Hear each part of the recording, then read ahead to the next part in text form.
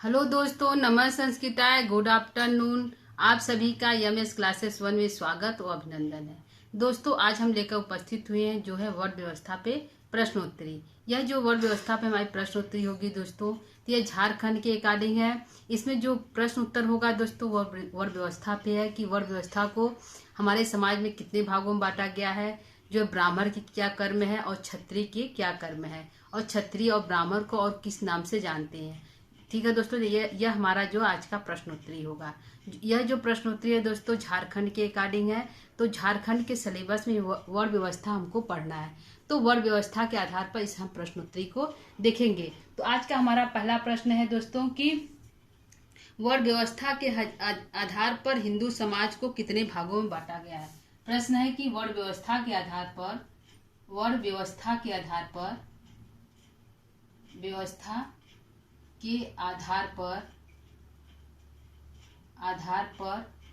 वर्ण व्यवस्था के आधार पर हिंदू समाज को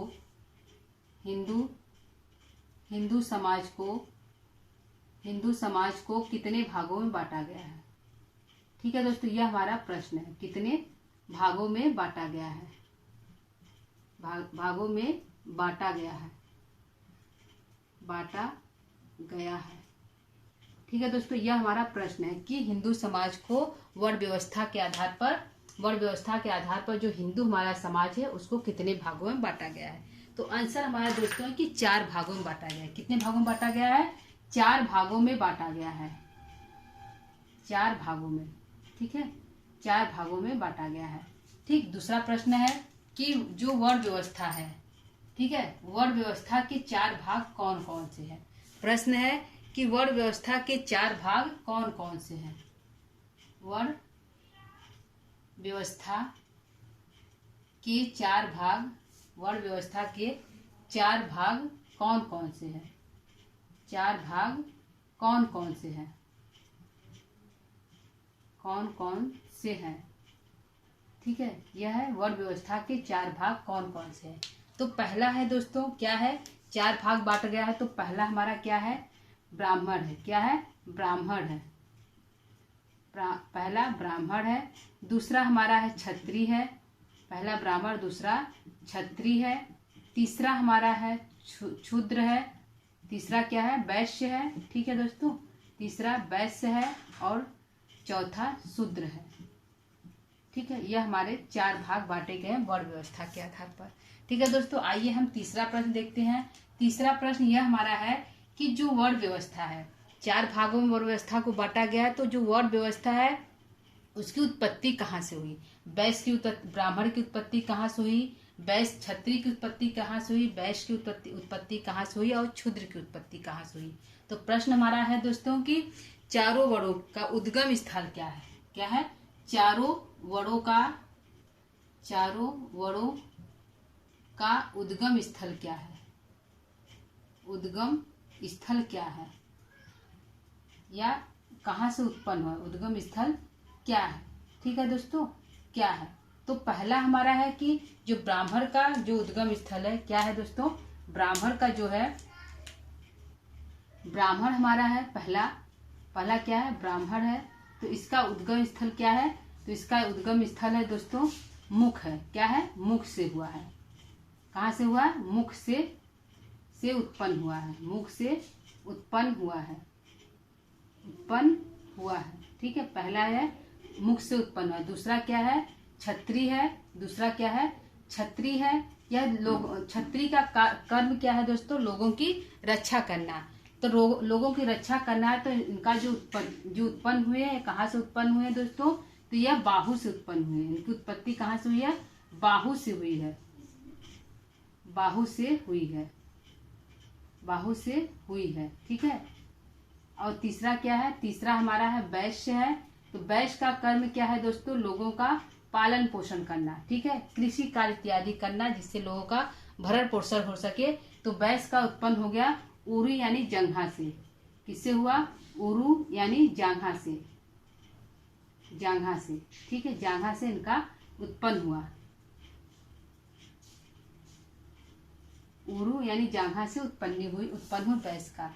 चौथा क्या है, क्षुद्र है। क्षुद्रों का क्या कर्म है दोस्तों? क्षुद्रों का कार्य है कि लोगों की सेवा करना, लोगों का सेवा करना। तो इनकी उत्पत्ति कहाँ से हुई? क्षुद्र की उत्पत्ति कहाँ से हुई? तो क्षुद्र की उत्पत्ति हुई दोस्तों पैरों से। कहा जाता है कि इनकी उत्पत्ति पैरों से हुई। ठीक है, यह हमारा वर्ण व्यवस्था के आधार पर इनके चार जो है ब्राह्मण के चार कर्तव्य बताए गए हैं। ठीक है, ब्राह्मण के चार जो है इनका उत्पत्ति स्थल बताया गया है ब्राह्मण के। ठीक है दोस्तों, आइए देखते हैं हमारा कि चौथा प्रश्न क्या है। प्रश्न हमारा चौथा क्या है दोस्तों? चौथा हमारा प्रश्न यह कहता है कि मनुस्मृति के अनुसार ब्राह्मणों के कितने कर्म बताए गए हैं? क्या है? मनुस्मृति के अनुसार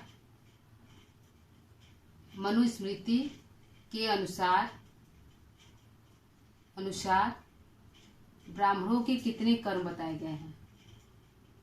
ब्राह्मणों के कितने कर्म बताए गए हैं? कितने कर्म बताए गए हैं? कर्म बताए गए हैं। ठीक है दोस्तों, तो कितने कर्म बताए गए हैं मनुस्मृति के अनुसार? तो 6 कर्म बताए गए हैं। क्या है? 6 कर्म बताए गए हैं। 6 कर्म। तो 6 कर्म कौन कौन सा है दोस्तों? तो पहला इनका कर्म है, दूसरा है, तीसरा है, पहला है, दूसरा है, तीसरा है, चौथा है, पांचवा है और छठवां है। तो पहला क्या कर्म है? अध्ययन और अध्यापन करना। क्या है? अध्ययन और अध्यापन करना। अध्यापन करना। ठीक है दोस्तों, अध्ययन और अध्यापन करना। दूसरा करना यज्ञ करना, यज्ञ करवाना, यज्ञ करना। और क्या है? चौथा यज्ञ करवाना, यज्ञ करवाना, करवाना, यज्ञ करना, यज्ञ कराना, यज्ञ करना, यज्ञ कराना, यज्ञ कराना। ठीक है, अगला क्या है दोस्तों? दान देना, दान लेना, दान देना और दान लेना, दान लेना। ठीक है दोस्तों, ये हमारा जो है 6 कर्म है मनुस्मृति के अनुसार ब्राह्मण के। तो यहाँ पे क्वेश्चन पूछता है दोस्तों कि अध्ययन और अध्यापन कार्य किस वर्ण के लोगों द्वारा किया जाता है? तो आंसर हमारा होगा ब्राह्मणों के लोग के द्वारा किया जाता है। ब्राह्मण जो वर्ण व्यवस्था के आधार पर ब्राह्मण जो जाति है उनके आधार पर जो है अध्ययन और अध्यापन का कार्य किया जाता है। पूछेगा कि यज्ञ करना, यज्ञ करवाना किस वर्ण के लोगों का कार्य है, कर्म है? तो ब्राह्मण का कर्म है। और अगला है दान देना या दान लेना किनका कर्म है? तो ब्राह्मणों का कर्म है। ठीक है दोस्तों, तो ये हमारे प्रश्न जो है, कुछ प्रश्न है 5 है, और देखते हैं आगे हमारे प्रश्न क्या है। ठीक है दोस्तों,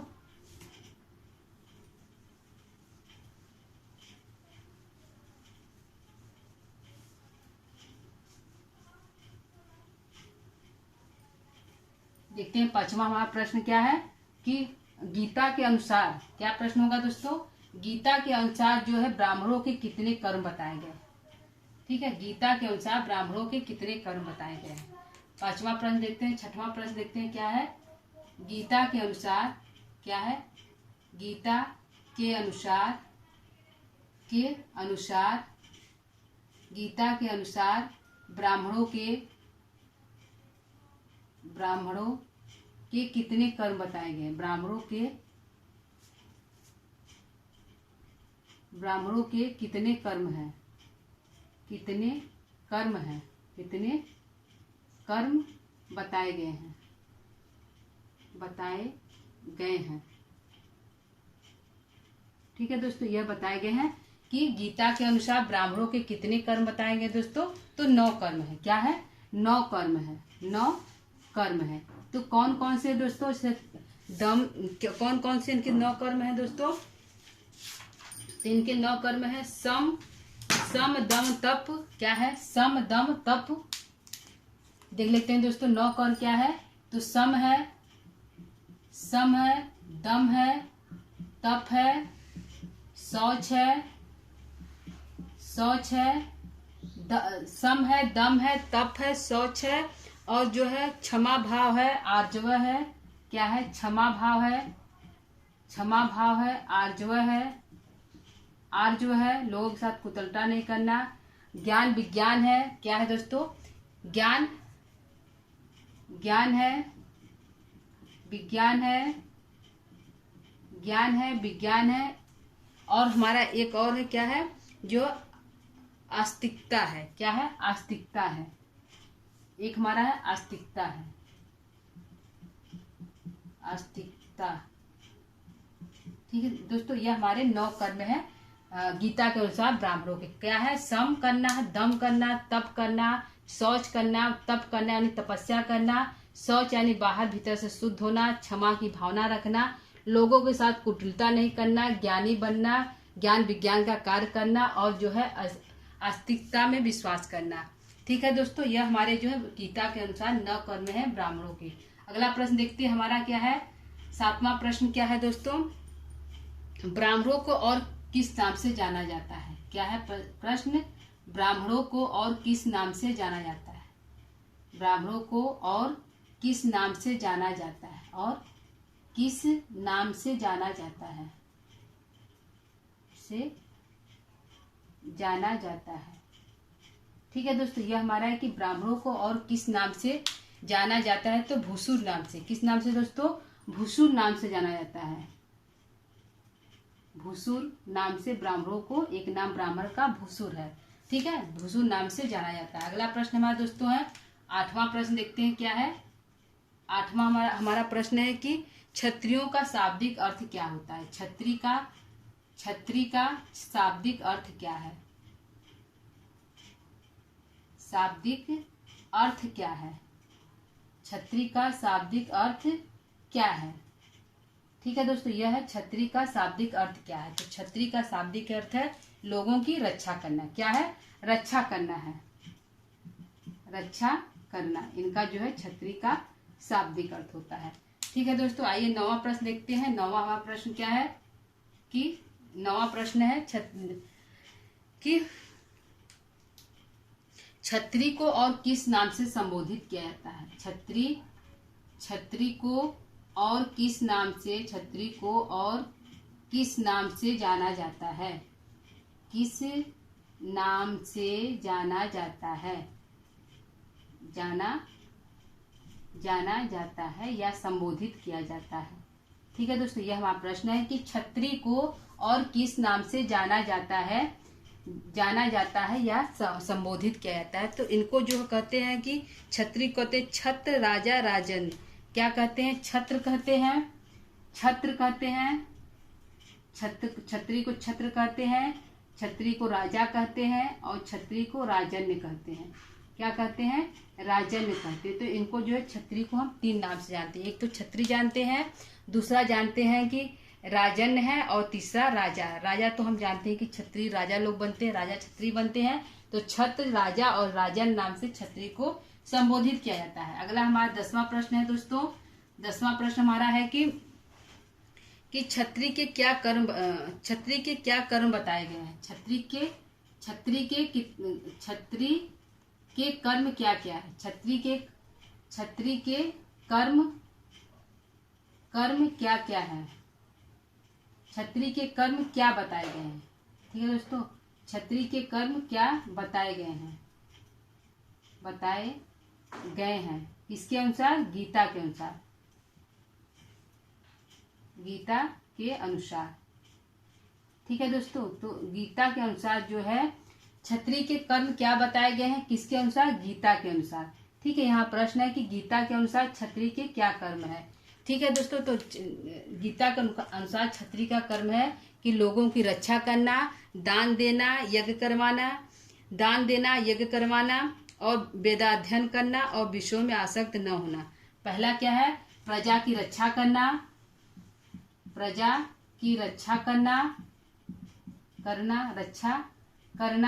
दूसरा क्या है दोस्तों? दूसरा क्या है? अध्यापन का कार्य करना, दान देना,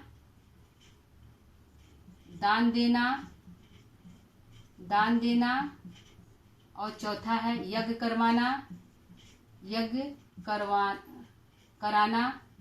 कराना। और 5वां क्या है दोस्तों? 5वां हमारा है कि विषय भोग की आसक्तियों में लिप्त न होना। क्या है? विषयों में आसक्त न होना। विषयों में आसक्त न होना, आसक्त न होना, न होना, यह 5 कर्म न होना, यह 5 कर्म क्षत्रिय के बताए गए हैं गीता के अनुसार। ठीक है दोस्तों, तो यह हमारे प्रश्न है दोस्तों। कुछ प्रश्नों को हम और देखते हैं। प्रश्न को एक बार फिर रिपीट करते हैं कि क्या प्रश्न है। प्रश्न है कि गीता के अनुसार ब्राह्मणों के कितने कर्म है, तो 9 कर्म है। 9 कर्म कौन कौन से? सम, दम, तप, शौच, क्षमा भाव, आर्जव, ज्ञान, विज्ञान और आस्तिकता। और ब्राह्मणों को और किस नाम से जाना जाता है दोस्तों? तो भुसुर नाम से जाना जाता है।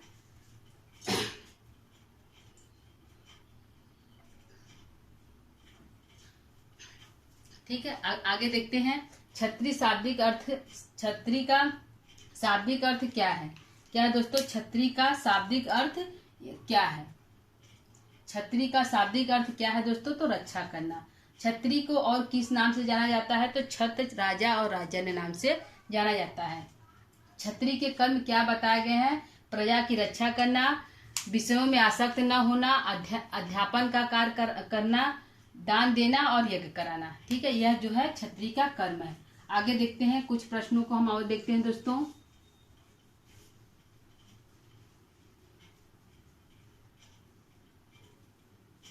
दस प्रश्न हमारे हो गए हैं। 11 प्रश्न देखते हैं।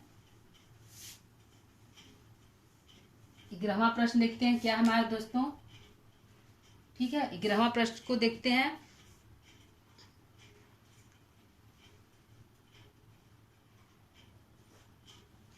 ऋग्वेद में वैश्यों को क्या कहा गया है? क्या कहा गया? ऋग्वेद में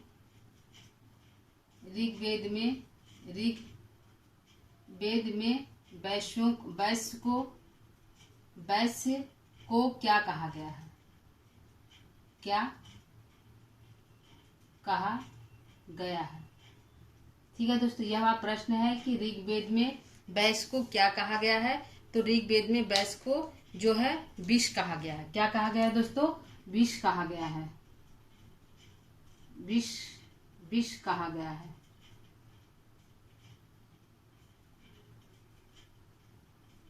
ठीक है दोस्तों, क्या कहा गया है? विष कहा गया है। ठीक है, अगला प्रश्न देखते हैं। 12वां प्रश्न क्या है? 12वां प्रश्न देखते हैं क्या है हमारे दोस्तों। 12वां प्रश्न है,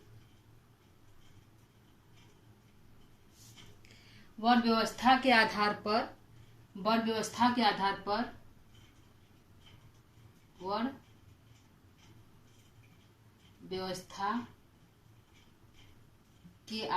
पर वैश्य को वर्ण व्यवस्था के आधार पर वैश्य को किस सूक्त में रखा गया है? वैश्य को किस वर्ण व्यवस्था के आधार पर वैश्य को सूक्त में क्या कहा गया है? वैश्य को सूक्त में क्या कहा गया है?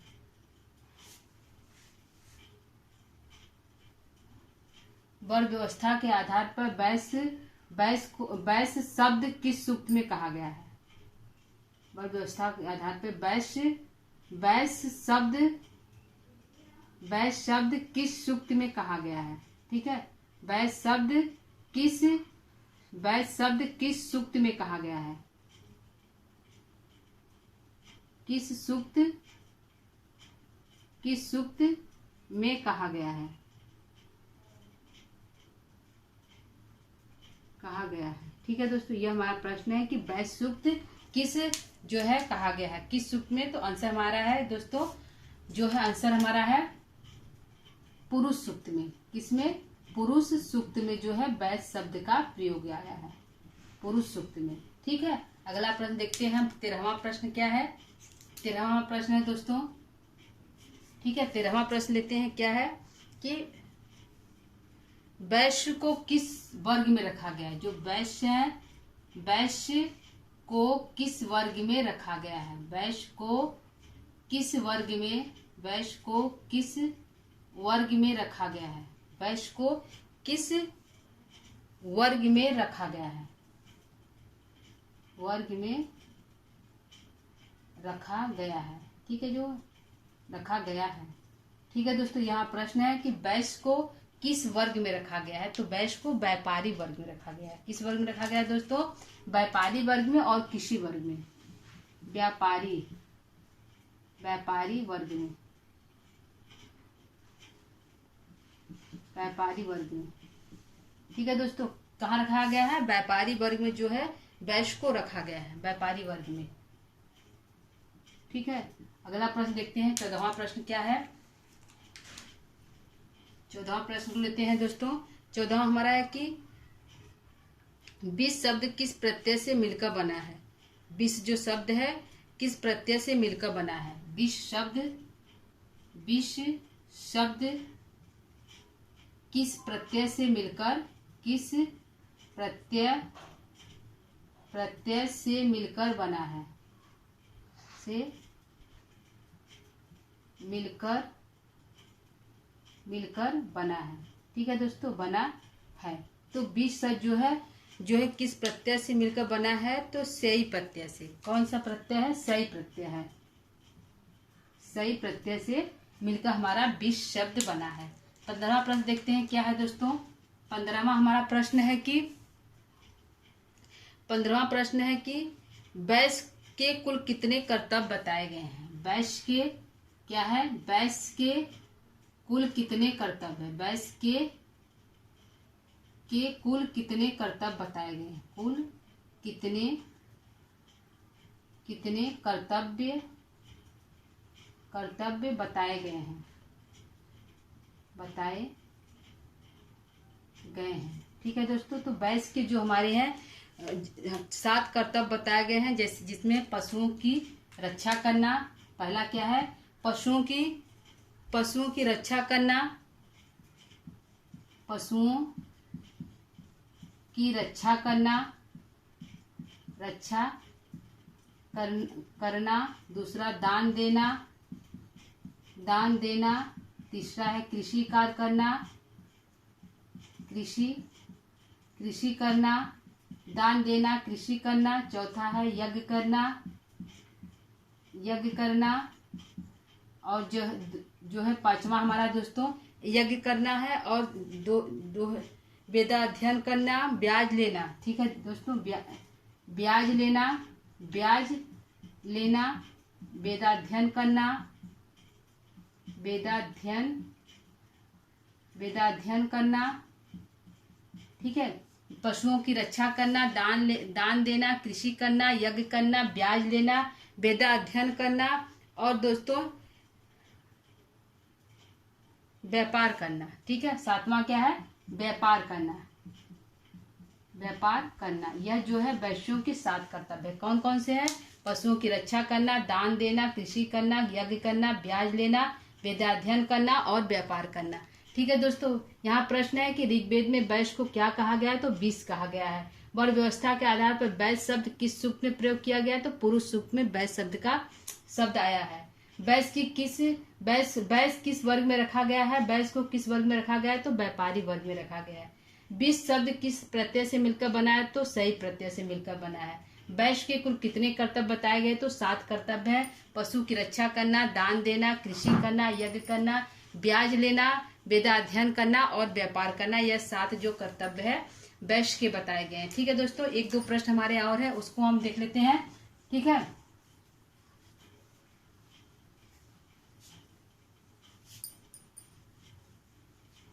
ये 1-2 प्रश्न हमारे और हैं, उसको भी देख लेते हैं दोस्तों।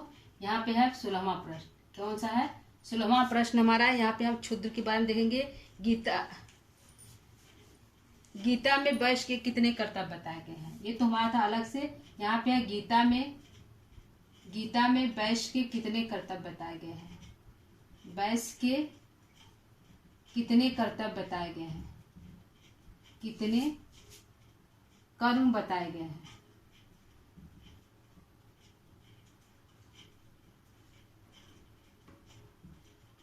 ठीक है दोस्तों, यह हमारा कि गीता में जो है वैश्य के कितने कर्म बताए गए हैं? तो 3 है। क्या है?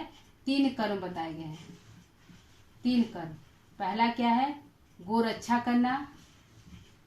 पहला क्या है दोस्तों? गो रक्षा करना। पहला क्या है? गो रक्षा करना। और दूसरा हमारा क्या है, कृषि करना, और तीसरा वाणिज्य करना। दूसरा क्या है, कृषि करना और तीसरा वाणिज्य करना, वाणिज्य करना, ठीक है, यानी कि व्यापार करना। अगला देखते हैं हमारा अगला प्रश्न क्या है। अगला है हमारा 17वां प्रश्न क्या है दोस्तों, 17वां देख लेते हैं कि 17वां प्रश्न है दोस्तों की वैश्य को व्यापार, क्षुद्र शब्द का क्या अर्थ होता है। क्या है, क्षुद्र शब्द का क्या अर्थ होता है, क्या अर्थ होता है, तो क्या अर्थ है दोस्तों, शोक करना। क्या है, क्षुद्र शब्द का क्या अर्थ होता है, तो शोक करना। क्या है दोस्तों, शोक करना होता है, शोक करना, ठीक है। अगला देखते हैं 17वां प्रश्न क्या है दोस्तों, एक और देखते हैं 18वां प्रश्न।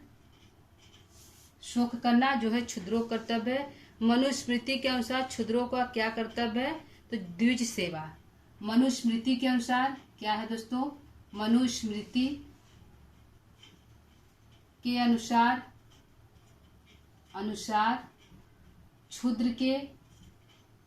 क्षुद्रों के क्या कर्तव्य है, क्षुद्रों के क्या कर्म है, तो द्विज सेवा करना। क्या है दोस्तों, आंसर है द्विज सेवा। द्विज सेवा जो है इनका कर्तव्य है, द्विज सेवा करना, ठीक है दोस्तों। यह जो है मनुस्मृति में बताया गया है, ठीक है दोस्तों। यह हमारे प्रश्न उत्तर थे किस पर, वर्ण व्यवस्था पर। प्रश्न है गीता में वैश्य के कितने कर्म बताए गए हैं, तो गीता में वैश्य के 3 कर्म है। वैसे तो 7 है लेकिन गीता में 3 बताए गए हैं। गो की रक्षा करना, कृषि करना, वाणिज्य करना। और शुद्ध शब्द का क्या अर्थ होता है, तो शोक करना। अगला प्रश्न है मनुस्मृति के अनुसार क्षुद्रों को क्या कर्म है, तो द्विज सेवा करना। यह जो है मनुस्मृति में बताया गया है, ठीक है दोस्तों। तो यह हमारा आज का प्रश्नोत्तरी था वर्ण व्यवस्था पे, ठीक है दोस्तों। तो आज की क्लास को यहीं पर हम समाप्त करेंगे। कल फिर किसी नए टॉपिक पर लेकर हम प्रश्नोत्तरी को फिर से हाजिर होंगे। तब तक के लिए दोस्तों नमः संस्कृताय।